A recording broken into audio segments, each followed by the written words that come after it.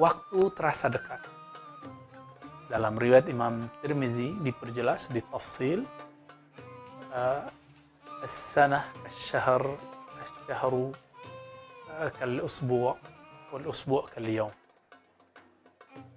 Setahun terasa sebulan, sebulan terasa seminggu, seminggu terasa sehari, bahkan sehari terasa seperti percikan api.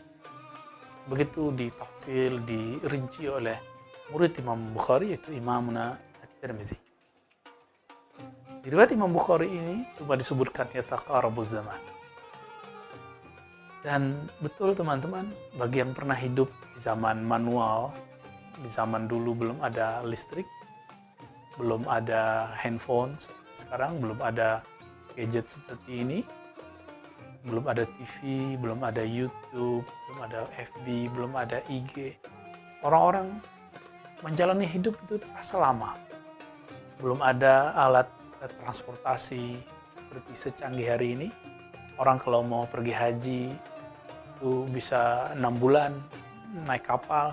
Ada yang sudah meninggal di tengah jalan, ada yang pulang cuma namanya, ada yang sampai tidak pulang-pulang lagi. Begitulah, rasa lama. Tapi hari ini, kalaupun haji ada 40 hari. Dulu Pak Haji pulang-pulang menjadi alim, mengerti bahasa Arab, mengerti tafsir, mengerti hadis, punya sanad keilmuan. Tentu berbeda ketika hajinya instan, tidak seperti ulama-ulama terdahulu. Waktu cepat sekali berkembang, berjalan. Tahu-tahu kita sudah beruban, tahu-tahu kita sudah menikah, sudah punya anak. Maka benarlah kata Nabi, ini adalah tanda yang sudah mulai dekat. Ini bagian dari tanda akhir zaman yang Nabi sampaikan, sallallahu alaihi wasallam. Kemudian dikatakan di hadis itu, wayan kusul amal. Waktu terasa cepat, tapi orang tidak mau mengejar amal. Amal masih terlihat sedikit. Yankusul amalu. Orang beramal tidak banyak. Ya. Amal itu, teman-teman, ada amal qalbu, ada amal akal, ada amal jasad. Amal yang dimaksud tentu semuanya, dimulai dari amal qalbu. Jangan kita beramal kecuali kita sertakan qalbu kita bersama amalan tersebut. Jangan berdoa kecuali qalbu kita menghadap kepada keindahan, kehaibahan, kehebatan Allah Subhanahu wa taala. Karena Allah tidak memandang kecuali qalbu yang menghadap kepadanya. Dan qalbu itu punya dua karakter sebagaimana dikatakan oleh Imam Athaillah Sakandari. Ada karakter iqbal, memandang, menghadap, patuh kepada Allah. Tawajjuh kepada pencipta langit dan bumi. Ada yang membangkang, menghindar, disebut idbar. Idbar artinya dia membelakangi, membangkang daripada Allah Subhanahu wa taala. Dan betullah apa yang kata Nabi sallallahu alaihi wasallam. Kalaupun hari ini orang beramal, lebih banyak amalnya amal zahirnya, tapi tidak menyertakan qalbunya. Ini yang kita khawatirkan. Yang Nabi katakan, "Wallahi allazi la ilaha ghairuh." Fawalladzi la ilaha ghairuh, hadis Imam Bukhari. Demi yang tiada yang berhak disembah kecuali Dia. Inna ahadakum la ya'mal amala ahli jannah. Kamu itu ada yang beramal seperti amal ahli surga. Namun kita dikatakan dalam hadis itu antara dia dan surga hanya satu zira, hatta ma yakun bainahu wa bainaha illa zira. Hanya seperti sejengkal. Fayasbiqu alal kitab, tapi Alkitab telah menentukan bahwa dia tidak menyertakan hatinya, lebih kurang begitu jika dia maknai.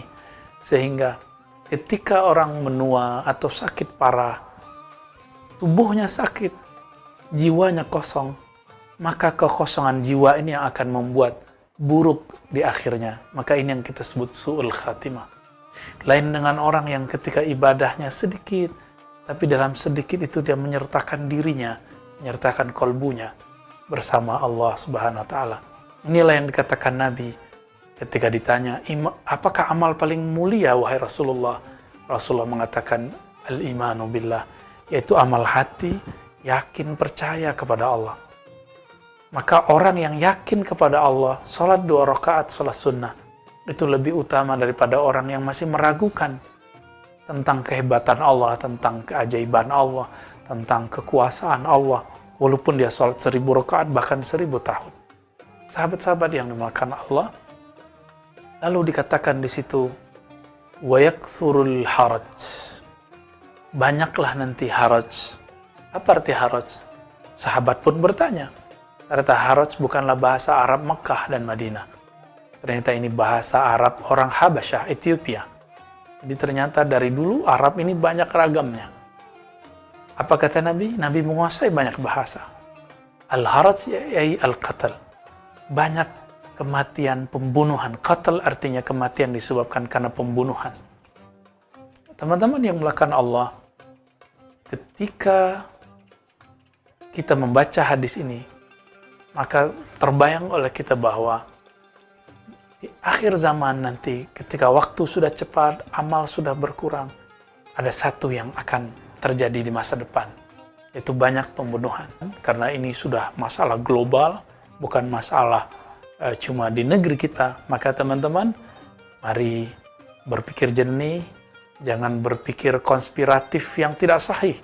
Karena berpikir konspiratif itu ada teorinya, ada pendekatannya, ada mazhab dan alirannya, ada metodologinya.